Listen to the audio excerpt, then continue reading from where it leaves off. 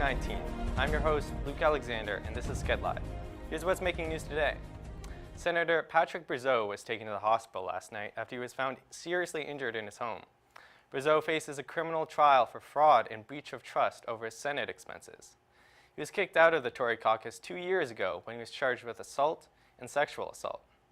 Details as to the extent of Brazeau's injuries are currently unknown. Canada is being left out of an anti-ISIS meeting later this week. Defense Minister Harjit Sarjan didn't receive an invitation to discuss the fight against ISIS in Syria. Conservative critics say it's because of incoherent messaging from the Liberals, who have pledged to withdraw fighter jets from combat. Numbers have been released on John Tory's smart track, and they aren't looking pretty for the track's western spur. A report released by the mayor calls the rail line to Mississauga too costly and disruptive. The consultant and city planners conclude that light rail would be a better option. Tory says he agrees with the report's conclusions and will support light rail. James Forcillo is back in court over the SAMU team shooting. We go to Sked Live reporters Earvin Solitario and Sarah Duong with more. We're outside the University Courthouse where Constable James Forcillo is awaiting the trial and the deliberation of the jury. Justice Edward Then is instructing the jury on what to take in and what not to take in terms of their decision.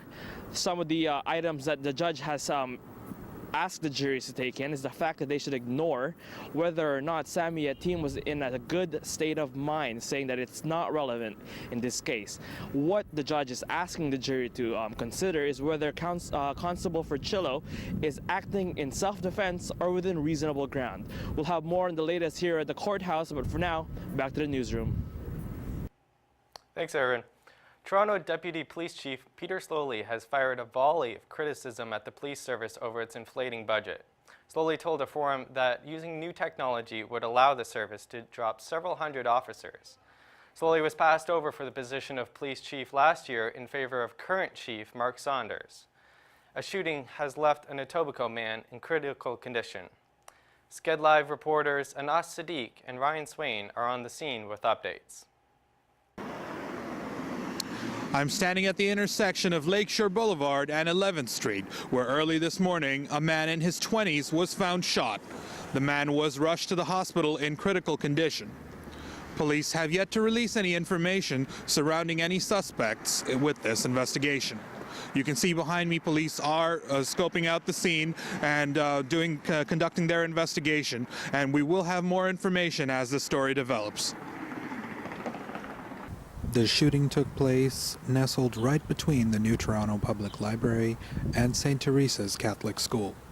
This is Anas Sadiq, skedline.com. Thanks, Anas.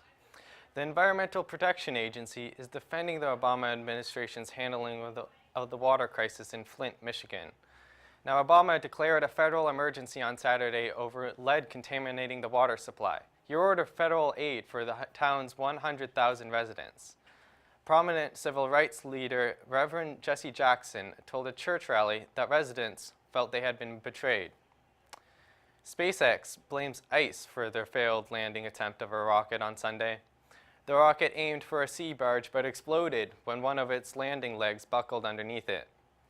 The company is hoping to make sea landings routine in order to bring down the cost of rocket launches. Now, space may be lifeless, but that doesn't mean flowers can't grow there. U.S. astronaut Scott Kelly tweeted a photo of a zinnia flower in full bloom on the space station. The flower failed to grow a couple of times, but will now join the other edible plants NASA has been growing. And while flowers may grow up there, the weather down here might make it a bit harder. Here's Ryan Swain with the weather. Another frigid day across the Greater Toronto Area today, with the current temperature sitting at -8, but feeling more like -15. We've got wind gusts coming in from the west of up to 42 kilometers an hour, which means we're going to see a lot of chill today, and not the good kind. The low for today is -9, and we'll head over to Ryan in the studio for a more detailed forecast for the week. Thanks, Anas. Let's take a look at our local forecast for the week. On Wednesday, we can expect scattered flurries with a high of -3 and a low of -9. On Thursday, we have a mix of sun and clouds with a high of -2 and a low of -7.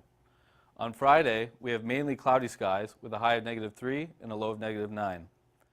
On the weekend, we expect sunny skies with a high of -4 and a low of -9. And on Sunday, a high of -1 and a low of -4. That's it for your local forecast for the week. Now over to Sadie Perfetto with your latest in biz tech news. Thanks, Ryan. Here are your business headlines for today.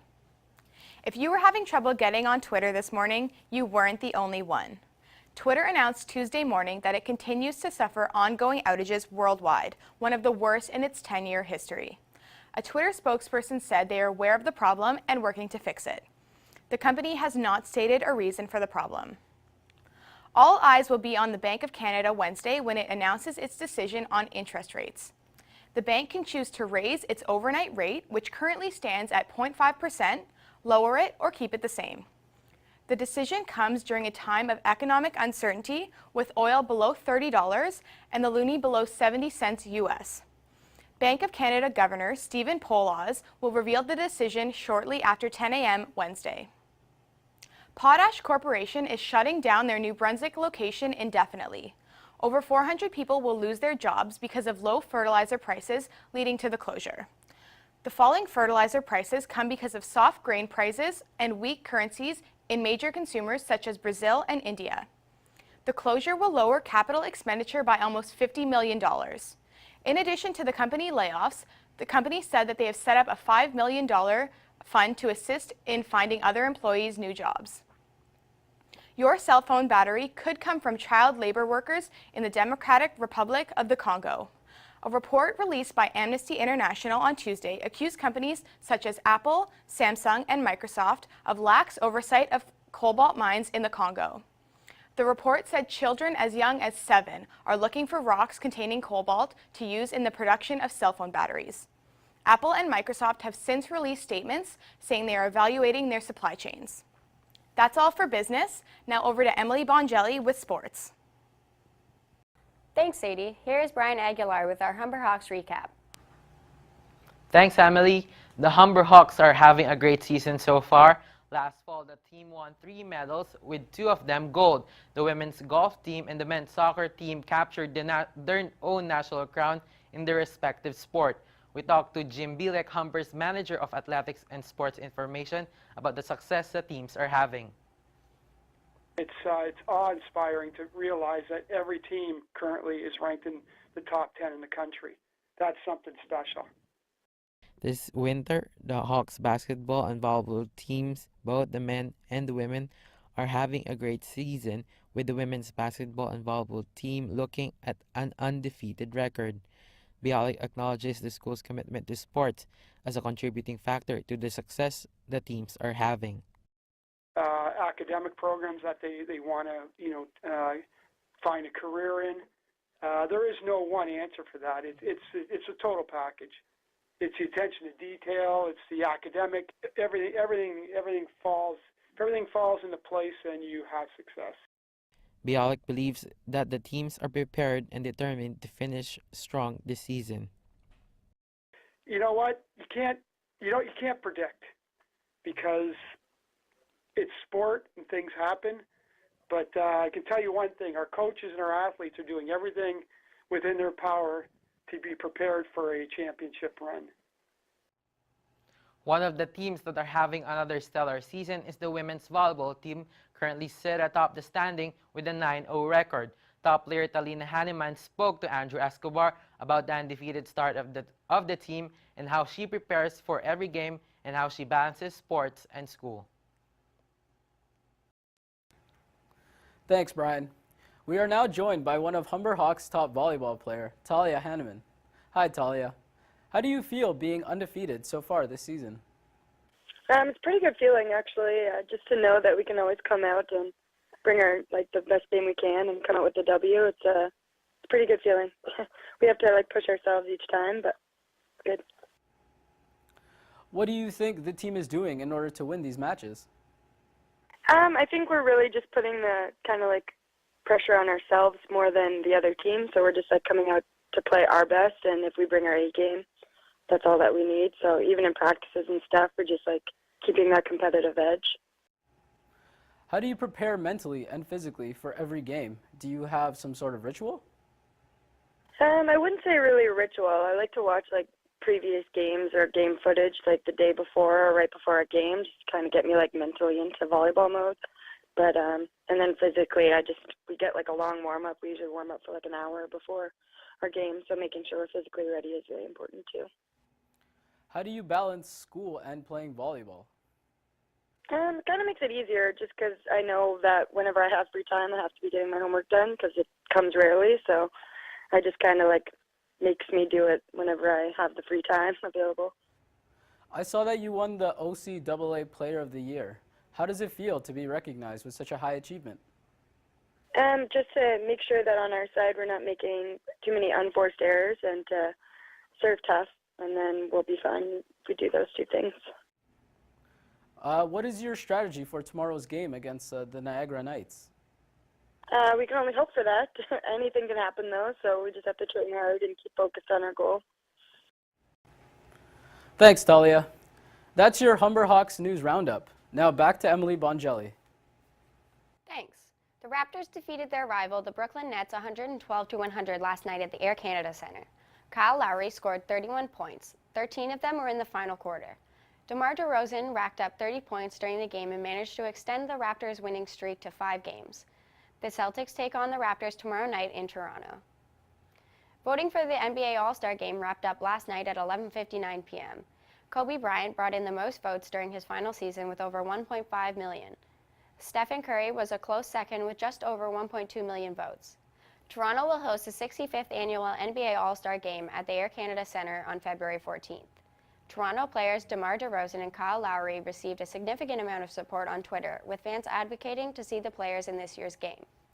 Lowry placed third for the Eastern Conference guards with just over 350,000 votes, while DeRozan followed closely behind in sixth with over 250,000 votes. Starters for the game will be finalized and announced Thursday, January 21st. Speaking of All-Stars, it has just been announced that John Scott will be kept as captain of the Pacific Division in the upcoming NHL All-Star Game. Despite some controversy and being traded to the Montreal Canadiens, the league felt it was in its best interest to keep Scott as captain. The Detroit Tigers have signed free agent outfielder Justin Upton to a 6-year contract worth almost $133 million. The 28-year-old batted .251 with 26 home runs while playing for the San Diego Padres last year. Detroit had a disappointing season, finishing last in the American League Central. With Upton and other significant trade deals, Detroit hopes to perform better in the upcoming season. The Australian Open saw a lot of upset yesterday with the defeat of 2 key players. Rafael Nadal lost out on a career Grand Slam when he was defeated by fellow Spaniard Fernando Verdasco. Former world champion Venus Williams was defeated by Britain's Johanna Konta 6-4, 6-2 in the first round. This morning at the Open, Serbia's Viktor Trotsky won his first round match against Spain's Daniel Munoz. During the match, an uninvited guest flew in to join the excitement. Yes, that very large bird landed on the court and proceeded to walk around for a brief minute before flying off to let the men finish their match. That's all for sports today. Now to Ro Reed for your entertainment news update. Thanks, Emily. In entertainment news, Glenn Frey, the founding member of the American rock band The Eagles, died on Monday at the age of 67. The well-known guitarist, singer, and songwriter died in New York City of complications from rheumatoid arthritis, colitis, and pneumonia. The Eagles hit their peak in 1970s with songs including Hotel California in 1976. Spike Lee and Jada Pinkett Smith are both planning to boycott next month's Academy Awards. This comes after the recent Oscar nomination, which showed no black actors being nominated. This prompted a new Twitter hashtag #OscarsSoWhite. The football drama Concussion, starring Will Smith, and the hip-hop biopic Straight Outta Compton were among black movies snubbed this year. The Academy promises more changes to prompt diversity. In a statement released yesterday, the Academy President Cheryl Boone Isaac said the Academy is taking dramatic steps to alter the makeup of our membership. The Canadian Screen Awards nominees was announced today in Toronto. The annual awards ceremony will celebrate the best in Canadian television and digital media. Brooklyn and Room are up for Best Motion Pictures, while Motive and Saving Hope are up for Best Dramatic Series. This year's award will be hosted by comedian Norm Macdonald. Now back to Luke Alexander in the newsroom. Thanks, Ro. This has been your Sked Live for today. For more coverage, check out our website, skedline.com. My name is Luke Alexander. Thanks for joining us.